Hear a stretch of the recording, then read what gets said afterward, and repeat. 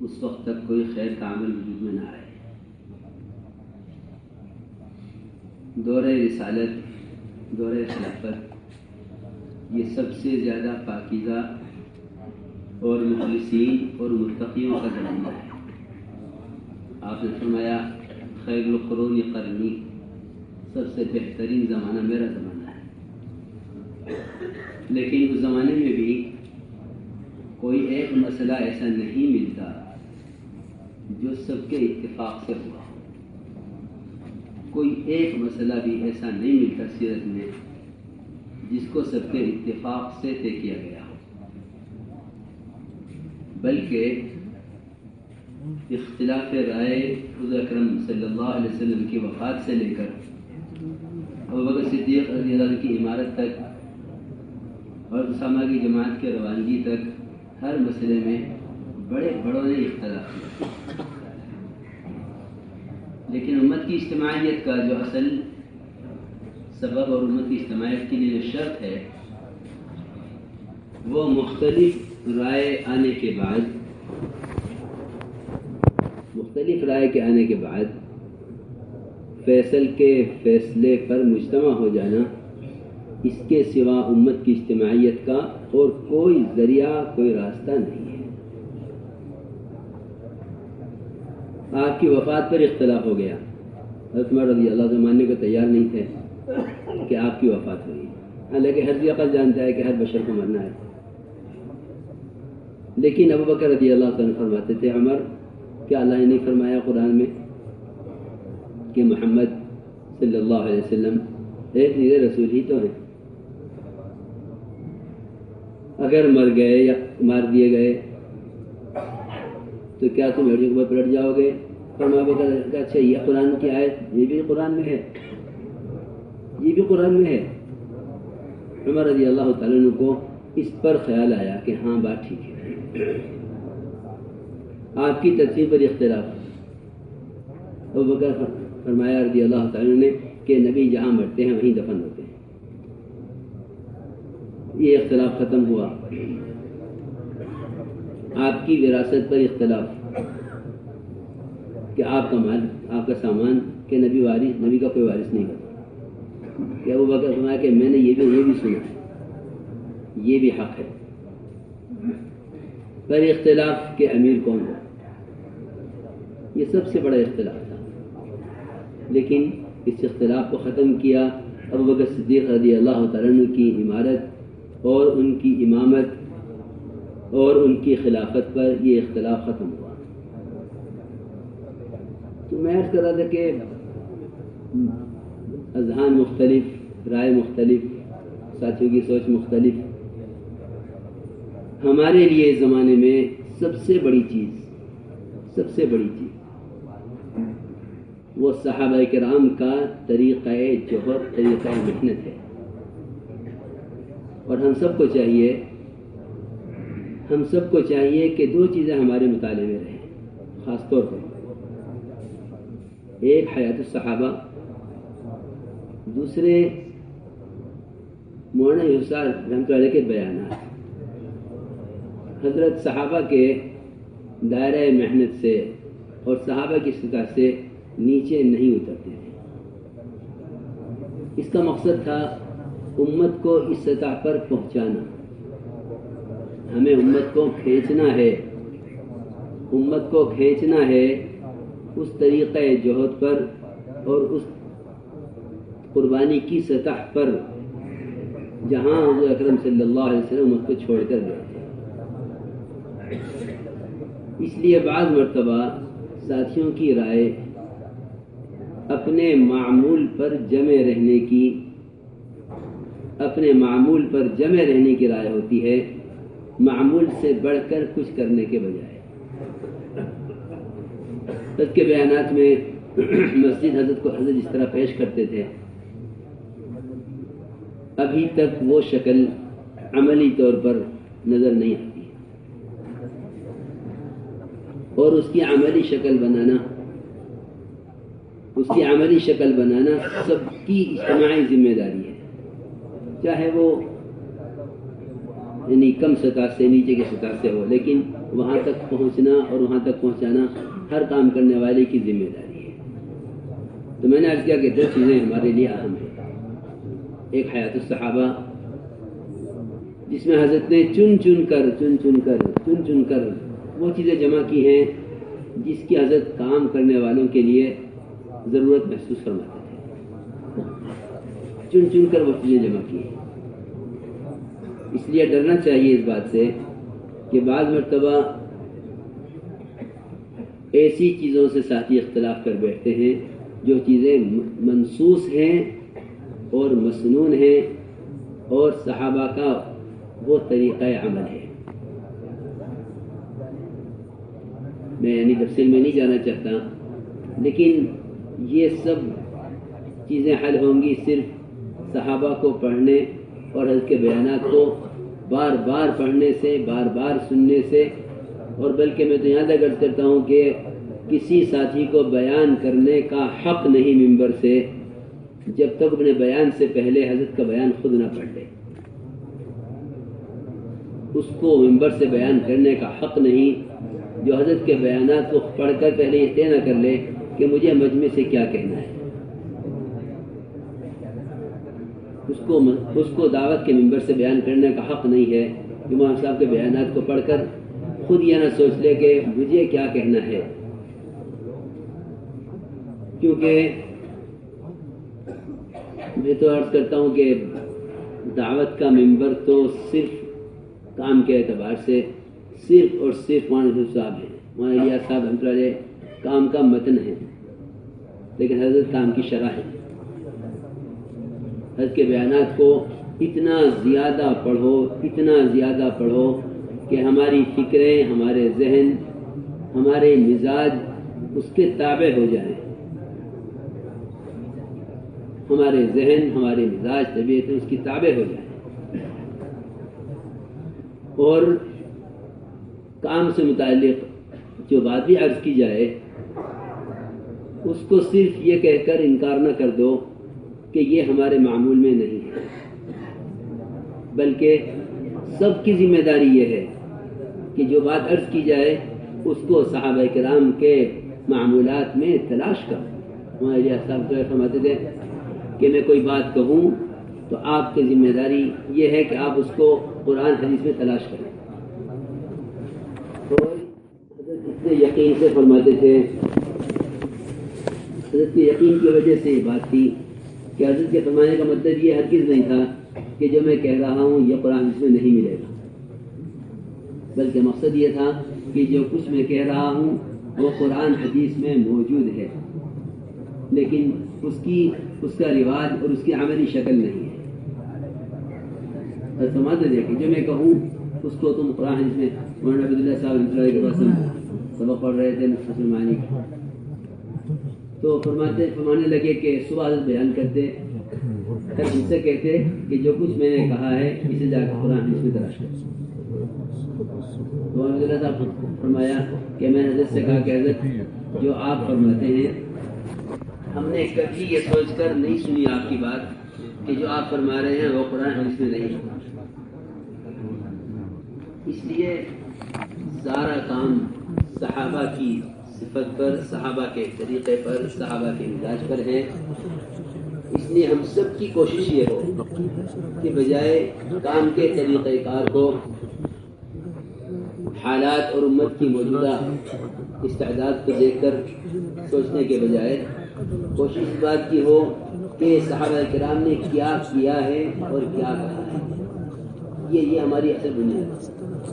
ماذا قال الصحابہ وماذا فعلت الصحابہ، جوہد کے اعتبار، محنت کے اعتبار سے صحابہ کی اقتداء اور صحابہ کا طریقہ عمل وہ ہمارے لیے قیامت تک طریقہ عمل ہے۔ اس کی کتنی عملی شکل بنتی ہے وہ بتدریج اپنی سزا تک انشاءاللہ پہنچے گی۔ اس لیے ہمیں سب کو یعنی بجائے اس کے کہ کام کے طریقہ کار میں اختلاف کریں، یا بالکل سیدھی بات یہ کہ یہ خیال بھی نہیں ہونا چاہیے کہ جب تک 10 آدمی، 15 آدمی، 8 آدمی، 13 آدمی یہ کسی بات پر متفق نہ ہو جائیں اس وقت اس کام کو نہ کیا جائے، بلکہ سب کی ذمہ داری ہے، سب کی ذمہ داری۔ یہ کتنا مشورے والے بیٹھے ہیں، سارے بنگلہ دیش والے، سارے پاکستان والے، سارے ہندوستان والے، سارے یورپ والے، سارے امریکہ والے، سارے ملک کے کام کرنے والے، سارے عالم کے کام کرنے والے، سب کی یہ ذمہ داری ہے کہ جو چیز، جو عملی محنت صحابہ کرام کی تھی، وہ عملی محنت حضرت سب لکھ کر چلے گئے اور سب کہہ کر چلے گئے، کچھ نہیں چھوڑا حضرت نے، کچھ نہیں چھوڑا حضرت نے، سب کچھ دیکھ کر، سب کچھ لکھ کر، سب کچھ کہہ کر چلے گئے، سب لکھا ہوا ہے اور سب کچھ جمع کیا ہوا ہے۔ اس میں دیکھ دیکھ کر خود یہ سوچو کہ یہ چیز عمل میں کیسے آئے، اور جب اس چیز کی طرف منبر سے اس چیز کی طرف متوجہ کیا جائے تو بجائے آپس میں بیٹھ کر ان چیزوں سے اختلاف کرنے کے، ان چیزوں کو عمل میں لانے کی کوشش کی جائے، اس لیے کہ منزل ہماری صحابہ ہے، کیونکہ بارہ سنا ہے مولانا حملہ صاحب بھی اور اللہ سے بھی کہ حضرت سمجھتے تھے کہ میرا اس کام سے کوئی مقصد نہیں، خدا کی قسم کوئی مقصد نہیں سوائے اس کے کہ حضور اکرم صلی اللہ علیہ وسلم صحابہ کو جس سطح پر چھوڑ گئے تھے دین اور دین کی دعوت اور محنت محنت کے اعتبار سے امت وہاں پہنچے، اس کے علاوہ کوئی مقصد نہیں۔ اس لیے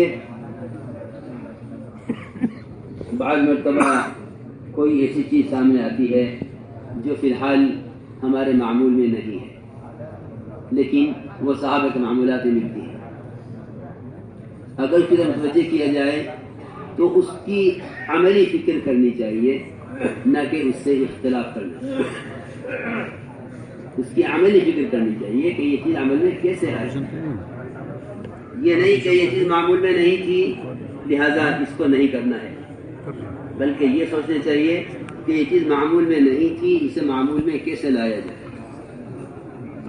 یہ انشاءاللہ کام کی ہماری امت کی تربیت اور ترقی کا اصل راستہ ہی یہی۔ امام مالک رحمۃ اللہ کا قول ہے کہ اس امت کے بعد والے سدھر نہیں سکتے جب تک امت عملی طور پر وہ نہ کرے جو صحابہ نے کیا ہے۔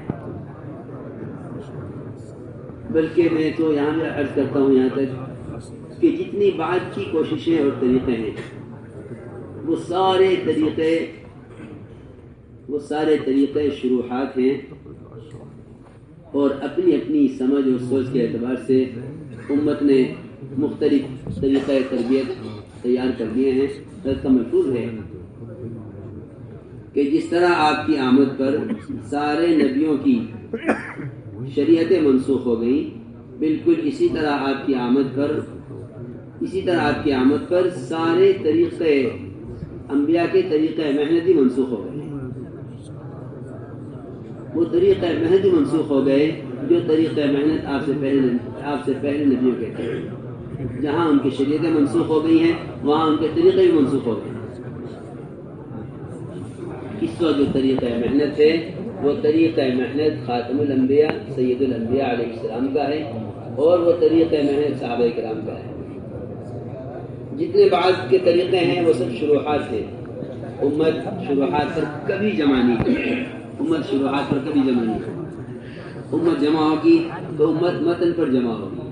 صحابہ کرام اس طریقۂ محنت کا متن ہے، امت شروحات، امت نے مختلف شروحات، مختلف طریقے تربیت کی اختیار کی، لیکن ہر کام کرنے والے کو اس پر یقین ہونا چاہیے کہ صحابہ کرام کا طریقۂ محنت، ان کا طریقۂ جہد اور ان کے والے جذبات یہی ہمارا طریقہ ہے، اور ان والے جذبات یہی کام کی اصل روح ہے۔ اس لیے میں نے عرض کیا کہ بہت سی چیزیں ایسی، اس لیے کہ سچی بات یہ ہے کہ ہم تو امانتاً جو حضرت کے بیانات میں دیکھیں گے اور جو صحابہ کرام کے طریقۂ عمل میں دیکھیں گے اس سے ہم عرض کرتے رہیں گے۔ اللہ کی توفیق سے جو ذہن میں آئے گا وہ بھی آپ سے عرض کریں گے، جو آپ کے ذہن میں آئے گا وہ بھی آپ سے سنیں گے۔ لیکن کسی بھی صحابہ کرام کے زمانے کی کوئی بھی ان کے معمولات میں سے کوئی بھی عمل خدا کی قسم اس قابل نہیں ہے کہ اس زمانے میں اس کی تردید یا اس کا انکار یا اس کی ضرورت کو بھی محسوس نہ کیا جائے، یہ کہنا بھی مناسب نہیں ہے کہ امت میں اس کی استعداد نہیں ہے. یہ کہنا بھی مناسب نہیں کہ امت میں اس کی استعداد نہیں ہے، بلکہ یہ کہنا استعداد کو ختم کرنا اور ضائع کرنا ہے. یہ کہنا بھی غلط ہے کہ اس کی امت میں اب استعداد نہیں ہے، یہ کام کیسے ہوگا، بلکہ امت کی صلاحیتوں کو باقی سے حق طرف پھیرنے کے لیے ان کی والی قربانی کے علاوہ اور کوئی ذریعہ نہیں. میں نے محسوس کیا تاکہ ایک چیز کے ذہن میں اور اپنے مطالعے میں اور معامل میں نہ ہونے کی وجہ سے اس کی مخالفت پر آ جاتے ہیں. اس کی مخالفت کرنا وہ براہ راست طریقہ صحابہ کی مخالفت کرنا ہے، جو محرومی کا سبب ہے، مقبولیت کا، ترقی کا سبب نہیں ہے. اور یہ بات میں عرض کر دیتا ہوں کہ اجتماعیت فیصلے سے ہوتی ہے، اجتماعیت سب کے اتفاق سے نہیں ہوتی. دور رسالت میں، دور خلافت میں اس کی کوئی مثال نہیں ملتی کہ کوئی کام سب کے اتفاق سے ہوا. البتہ رائے میں اختلاف ہوا کرتا تھا. ایک سال کے بعد حضرت خالد بن سعید رضی اللہ تعالیٰ عنہ وہ آئے مدینہ منورہ. ابو بکر صدیق رضی اللہ تعالیٰ عنہ امیر بن چکے تھے، ان کو اتفاق نہیں تھا، اتفاق نہیں تھا کہ مجھے ان کی عمارت سے اتفاق نہیں تھا. یعنی میں عرض کرنے کا مقصد یہ ہے کہ کسی بھی زمانے میں یہ نہیں ہوا کہ کوئی کام سب کے اتفاق سے ہوا، بلکہ یہ بھی ذہن سے نکال دینا چاہیے سب کو، یہ بھی ذہن سے نکال دینا چاہیے سب کو کہ ایسا آدمی ذمہ دار ہو جس سے سب خوش ہوں. ایسا بھی ممکن نہیں ہے. ابو بکر صدیق رضی اللہ تعالیٰ عنہ نے جب حضرت عمر رضی اللہ تعالیٰ عنہ کو اپنی وفات سے پہلے بلایا اور ذمہ داری سونپنی چاہیے تو پہلی بات یہ فرمائی کہ عمر تم سے سب خوش نہیں ہوں گے، تم سے سب خوش نہیں ہوں گے. ابو بکر صدیق رضی اللہ تعالیٰ نے فرمایا عمر تم سے سب خوش نہیں ہوں گے، بلکہ باہر یہ بات چل رہی تھی کہ جو عمر امیر بننے سے پہلے اتنا سخت تھا وہ امیر بننے کے بعد کتنا سخت ہوگا. اور یہ ابو بکر نے کیا کیا، انہیں امیر کیوں بنا دیا؟ جو عمارت سے پہلے اتنے سخت تھے وہ امیر بن کے کتنا سخت ہوں گے. لیکن فرمایا ابو بکر رضی اللہ عنہ نے کہ عمر تجھے عمارت کی ضرورت نہیں ہے، لیکن عمارت کو تیرے جیسے آدمی کی ضرورت ہے. عمارت کو تیرے جیسے آدمی کی ضرورت ہے، تجھے عمارت کی ضرورت نہیں ہے. اور یہ بات یاد رکھ کہ تجھ سے سب خوش نہیں ہے. میرے دوستو عزیزوں، ہماری اجتماعیت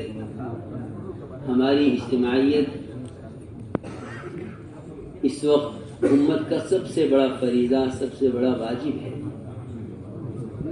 اور اس اجتماعیت کا تقاضا یہ ہے کہ اس کے لیے اپنے مرکز سے رجوع کیا جائے، اپنے مرکز سے رجوع کیا جائے، اپنے مرکز سے رجوع کیا جائے. نظام الدین ابتدا سے لے کر اللہ نے چاہا تو قیامت تک اور انتہا تک مرکز ہے. مرکز کسی جگہ کو، کسی دور دیوار کو نہیں کہتے، بلکہ مرکز صرف اس کو کہتے ہیں جس طرف ہر مسئلے میں، چھوٹا مسئلہ ہو یا بڑا مسئلہ ہو، جس کی طرف رجوع کیا جائے اس کو مرکز کہتے ہیں. مرکز کسی جگہ کا نام نہیں ہے، مرکز مرجع کو کہتے ہیں. مرکز مرجع کو کہتے ہیں. رکز کا معنی ہے عربی میں کوئی چیز مضبوطی سے گاڑ دینا. مرکز کا مطلب یہ ہے کہ جہاں کام کی بنیاد اور جہاں کام کی ابتدا اور جہاں سے ہر شخص کو رجوع کرنا چاہیے. اس لیے سارے ملکوں سے ہماری درخواست یہ ہے اور یہ پہلے سے طے شدہ بات ہے، پہلے سے طے شدہ بات ہے کہ پوری دنیا کے کسی کونے میں، کسی صوبے میں، کسی ملک میں، کسی بر اعظم میں کوئی مسئلہ چھوٹا یا بڑا پیش آئے، جب تک نظام الدین سے اس بارے میں لکھ کر یا وہاں خود پہنچ کر پیش نہ کر دیا جائے، اس وقت تک اس چیز کی پر کوئی اتفاق یا اس پر کوئی عمل ہرگز نہیں ہونا چاہیے۔ ہمارا پرانا معمول چلا آ رہا ہے اور انشاءاللہ آئندہ بھی ہم اسی معمول پر قائم رہیں گے۔ ہمارا پرانا معمول چلا آ رہا ہے، آئندہ بھی ہم اسی معمول پر قائم رہیں گے اور آج بھی اسی معمول پر ہیں کہ جو مسئلے پیش آئے اس کو نظام الدین فوراً بھیجا جائے اور اس کی کاپی رائے بھیجی جائے اور انتظار کیا جائے۔ اگر وہ چیز فوری طے ہونے کی ہے تو اس کے بارے میں انشاءاللہ ہم بھائی صاحب سے رائے لے کر انشاءاللہ طے کریں گے، اور اگر وہ چیز مؤخر ہو سکتی ہے تو رائے اور بنگلہ دیش، یہ دو موقع ہمارے سب کے جمع ہونے کے ہیں، یہ دو موقع ہم سب کے جمع ہونے کے ہیں۔ ہم جو مسئلے کو سوچیں گے ان دونوں موقعوں پر جمع ہو کر سوچیں گے۔ سارے رائے والے ہمارے مشورے والے ہیں، سارے نظام الدین والے مشورے والے ہیں اور سارے قطرے والے مشورے والے ہیں۔ میں نے ان میں سے 4 آدمی، 7 آدمی، 10 آدمی، 13 آدمی، ان کی کوئی چھٹائی ہم نے ہرگز نہیں کی ہے۔